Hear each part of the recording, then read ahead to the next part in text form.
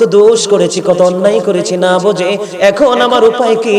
আমার রাসূল আমাদেরকে জানিয়ে দিয়েছে, তোমার মনের ঘরে তুমি ভয় তৈরি করো, ভয় তৈরি করার পরে তুমি আল্লাহর কাছে ভয় নিয়ে কান্না করো।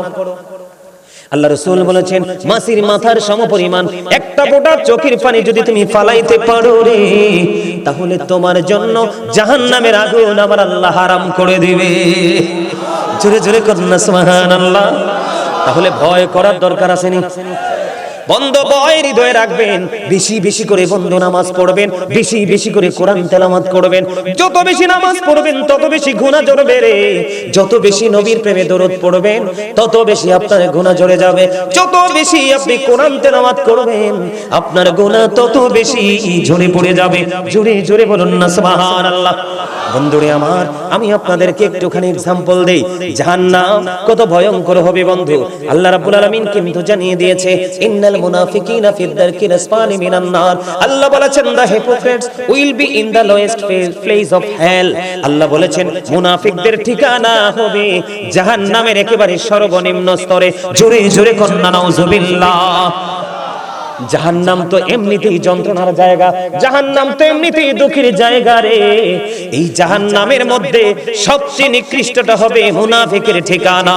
জোরে জোরে কন্না নাউজুবিল্লাহ। কারণ মুনাফিকের যন্ত্রণা বেশি হবে। বেঈমান কাফেররা আপনার আমার প্রকাশ্য শত্রু, কিন্তু মুনাফিক হলো মুখোশধারী ছদ্মবেশী শত্রু। ঠিক কিনা বলেন? আপনার কাছেই থাকবে, আপনার পাশেই বসবে, আবার আপনাকে সুযোগ বুঝে মরণ কামড় দেবে। দেবে কি দেবে না? মুনাফিক তো চিনেন আপনারা। এই যে মুরব্বির কাছে আসলে এক কাপ চা দিলে কয় হ্যাঁ আপনারটা ঠিক। ওনার কাছে যখন আসবে উনি দিবে রং চা, ওনারটা খাইয়া বলবে হুজুর আপনারটাও ঠিক। ওমা কথা কয় না? হ্যাঁ বলছি দাদা, ওই হুজুরের কাছে যাবে, উনি দিবে দুধ চা বন্ধ, একদম ভেরি সুইট। এটা খাইয়া কইব হুজুর এই দুইটা, হুজুর এই দুইটা দোনোটাই ডিস্টার্ব, আপনি 100% রাইট। মুনাফিকের চরিত্র হবে এমন, আর ইমানদার বলবে, ও খলিল ভাই, আব্দুর রহমান ভাই, আপনি যেটা করেছেন অন্যায় করেছেন, আপনি মানেন বা না মানেন। ঠিক কিনা বলেন? উনি হলেন ব্যক্তি, উনি হলেন নির্যাতিত, ওনার কাছে এসে বলবে হুজুর আপনার সাথেই ওই আব্দুর রহমান ভাই যেটা করেছে অন্যায় করেছে, আপনি টেনশন করেন না, আপনার বিচার হয়ে যাবে। এইটা হলো মুমিনদের চরিত্র। ঠিক কিনা বলেন? ঠিক তেমনি কবরের মধ্যে বন্ধ সবচেয়ে বড় বেকায়দায় পড়বে মুসলমান একটা প্রশ্নের কারণে। রাসূলকে যথাযথভাবে চিনতে যারা পারবে না, তার মতো হতভাগার কেউ হবে না।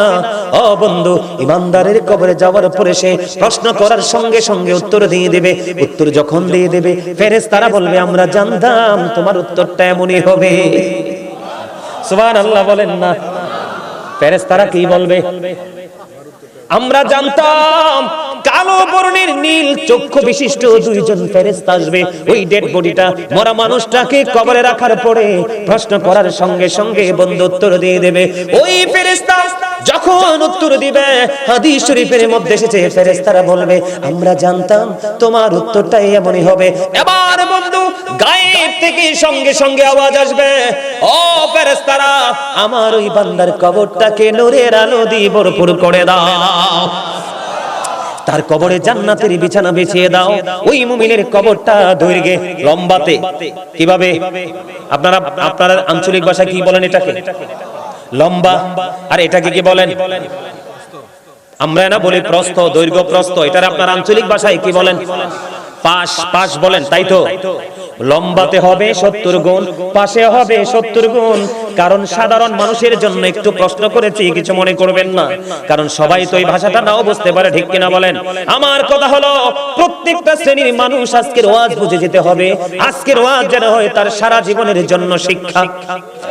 তাহলে লম্বাতে হবে 70 গুণ আমার রাসূল বলেছে, আপনার পাশে হবে 70 গুণ।